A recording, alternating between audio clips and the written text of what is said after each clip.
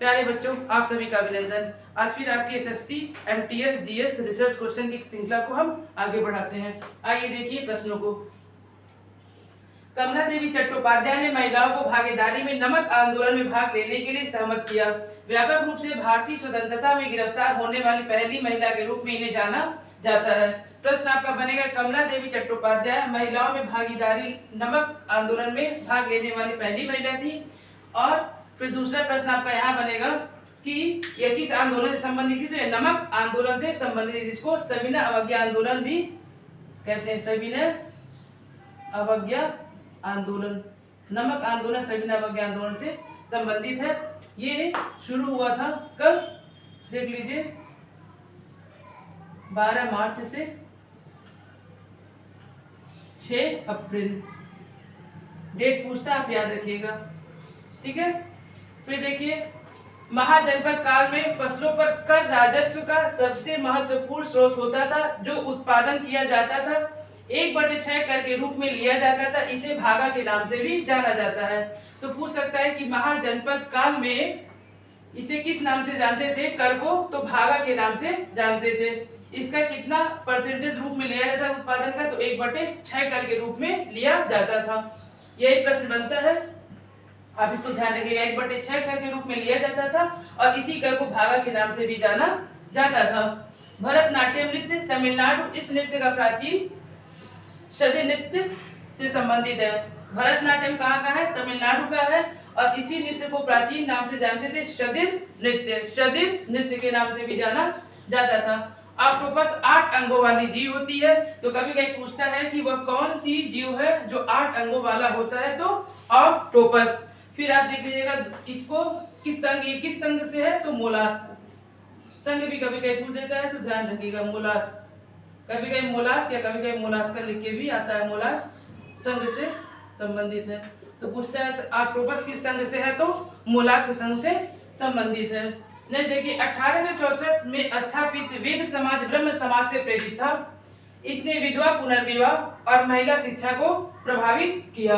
तो ये आपको सबसे पहले आप याद रखिएगा, 1864 में वेद समाज किस समाज से प्रेरित था, तो ब्रह्म समाज से प्रेरित था। वेद समाज ब्रह्म समाज से प्रेरित था। इसने विधवा पुनर्विवाह और महिला शिक्षा को प्रभावित किया था या बढ़ावा दिया था। ठीक है, आप इसको याद रखिएगा। नेक्स्ट देख लीजिए, लार में एमाइलेज एंजाइम होता है। जो हमारे मुख में लार बनता है भोजन करते समय, वो कौन सा होता है, एमाइलेज एंजाइम होता है। तो कभी कभी पूछता है प्रश्न कि मुख में कौन सा एंजाइम होता है, तो एमाइलेज एंजाइम होता है जो लार में उपस्थित होता है। जो स्टार्च को शर्करा में तोड़ता है, तो कभी कभी पूछता है कि स्टार्च को शर्करा में कौन सा एंजाइम तोड़ता है, तो वो होता है एमाइलेज। स्टार्च को शर्करा में तोड़ता है जो आमाशय और छोटी आंत में एंजाइम द्वारा पच जाता है। तो ये भी आप जान लीजिए कि आमाशय में कौन सा एंजाइम उपस्थित होता है, तो एमाइलेज। इसी एमाइलेज के माध्यम से मेरे शरीर का जो पाचन तंत्र है पचता है। आमाशय और छोटी आंत में एंजाइम द्वारा पच जाता है, इसी एंजाइम के द्वारा। और सबसे पहले मुख में भोजन पचना प्रारंभ होता है। सबसे पहले मुख में ही भोजन पचना प्रारंभ होता है। किसके द्वारा, तो एमाइलेज एंजाइम के द्वारा। फिर देखिए, शोषण के विरुद्ध अधिकार अनुच्छेद 23 और 24 में है। तो सबसे पहले आपको डायरेक्ट क्वेश्चन पूछता है कि शोषण के विरुद्ध कौन सा अधिकार है, कौन सा अनुच्छेद है, तो 23 और 24। फिर देख लीजिए, अनुच्छेद 24 में 14 वर्ष से कम बच्चों को नहीं लगाया जाएगा जहाँ पे खतरा हो। तो वही कहता है ये कि अनुच्छेद 24 में जो 14 वर्ष से कम आयु के बच्चे हैं उनको किसी भी कारखाने में जहाँ पे जोखिम भरा हो, कोई उस जगह पे इन्हें काम में नहीं लगाया जाएगा। शोषण के विरुद्ध का अधिकार। बरसात का जल सबसे शुद्ध होता है क्योंकि वाष्पीकरण से अशुद्धि हट जाती है। तो आपको जानना चाहिए, बनाता है क्वेश्चन कि कौन सा जल सबसे शुद्ध होता है, तो बरसात का जल सबसे शुद्ध होता है। उसमें ऑप्शन बहुत, कारण क्या होता है, वाष्पीकरण की क्रिया होती है जिससे बरसात का जल शुद्ध हो जाता है। तो क्रिया पूछेगा तो वाष्पीकरण के माध्यम से। फिर नेक्स्ट देखिए, प्रधानमंत्री की नियुक्ति कौन करता है? राष्ट्रपति, जो आर्टिकल 75 में है, और अन्य मंत्रियों की नियुक्ति राष्ट्रपति प्रधानमंत्री की सलाह पर करता है। तो आपसे प्रश्न ये पूछता है कि पहला प्रधानमंत्री की नियुक्ति कौन करता है? तो राष्ट्रपति। प्रधानमंत्री की नियुक्ति कौन करता है? राष्ट्रपति करता है। आर्टिकल 75 में, अनुच्छेद 75 में है, अन्य मंत्रियों की नियुक्ति, ये भी कभी कभी ऑप्शन बनाता है कि अन्य मंत्रियों की नियुक्ति राष्ट्रपति प्रधानमंत्री की सलाह पर करता है। ठीक है। फिर देखिए, सांगा दावा, जिसे triple best festival Sikkim board के द्वारा मनाया जाता है। आपको हम फिर बता दें कि उत्सव, नृत्य, ये सब पूछा जाता है, 1-2 हमेशा देता है प्रदेश का, तो आप इसको ध्यान रखिएगा। सांगा दावा, जिसे ट्रिपल बेस्ट फेस्टिवल के नाम से भी जाना जाता है, ये सिक्किम बौद्ध के द्वारा मनाया जाता है। तो किस प्रदेश का है? सिक्किम प्रदेश का है ये। और किसके द्वारा मनाया जाता है? तो बौद्ध के द्वारा ये मनाया जाता है, सांगा दावा। फिर नेक्स्ट देखिए, केरल में साक्षरता 94% है। सबसे ज्यादा साक्षरता कहाँ है? तो केरल में है, याद रखिएगा। केरल में साक्षरता 94% है। सबसे अधिक पुरुषों की साक्षरता 96% और महिलाओं की 92% साक्षरता है। हम आपको भारत के संदर्भ में बता देते हैं साक्षरता, देख लीजिए। भारत की साक्षरता 74% है, जिसमें से महिला की, पहले पुरुष, महिला की, पुरुष का देख लीजिए। पुरुष की 80.9% और महिला का 64.6%। सबसे ज्यादा साक्षरता केरल में है और सबसे कम बिहार में है। तो पूछता है सर्वाधिक साक्षरता वाला प्रदेश, तो आपका हो जाएगा केरल, मैक्सिमम केरल,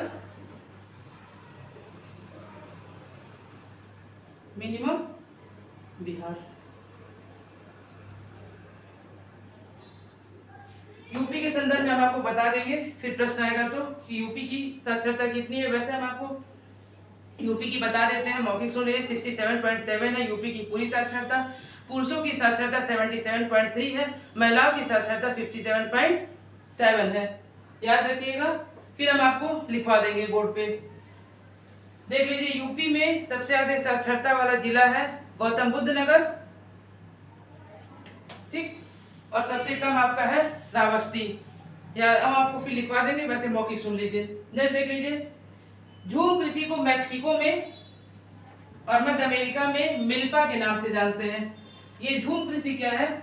झूम कृषि हमारे पूर्वोत्तर साइड में, जिसमें नागालैंड, मणिपुर, मिजोरम में ज्यादातर इस तरह की खेती की जाती है। ये खेती एक तरह से जैसे वहाँ की वनस्पतियों को जला दिया जाता है, जलाने के बाद उसकी कुछ समय के लिए छोड़ देते हैं और उसकी उर्वरा शक्ति बढ़ जाती है। उसके बाद वहाँ पे इसकी खेती की जाती है। झूम कृषि को एक दूसरा नाम है स्थानांतरित कृषि। कभी कभी पूछता है कि झूम कृषि को और किस नाम से जानते हैं, तो स्थानांतरित कृषि। कभी कभी डायरेक्ट पूछता है कि इसको किस और नाम से जानते हैं, तो ध्यान रखिए स्थानांतरित कृषि। झूम कृषि को मैक्सिको और मध्य अमेरिका में मिल्पा, वेनेजुएला में अलग अलग देश में अलग अलग इस झूम कृषि को अलग अलग नाम से जानते हैं।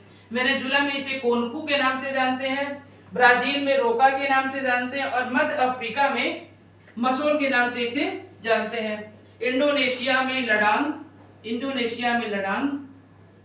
वियतनाम में रे के नाम से जानते हैं। हम आपको अभी भी बताए हैं कि भारत के पूर्वोत्तर प्रदेश में से नागालैंड, असम, मेघालय, मिजोरम को झूम कृषि या झूमी कृषि के नाम से जानते हैं। यहाँ पे ये कृषि पूर्वोत्तर में ये कृषि किया जाता है। ये उनके क्षेत्र का एक महत्वपूर्ण कृषि होता है, जिससे उनकी उर्वरा शक्ति बढ़ जाती है और वहाँ पे अनाज उत्पादन करने में इन्हें सुगमता होती है, अधिक मात्रा में उत्पादन क्षमता बढ़ जाती है। अब देखिए, फिर हम आपसे बता दे रहे हैं, बहुत पहले ये बात हम बताए थे, आज फिर रिपीट कर दे रहे हैं कि मेरे प्रश्न देने का तरीका है कि वो किसी विषय से होगा, लेकिन जितने भी विषय होते हैं और जितने भी लाइनें होती हैं सारे महत्वपूर्ण, इसलिए आप इस सारे टॉपिक लाइन जो भी हम आपको देते हैं यहाँ पे लिखा हुआ सब लाइनें महत्वपूर्ण है, इसे आप ध्यान से पढ़िए।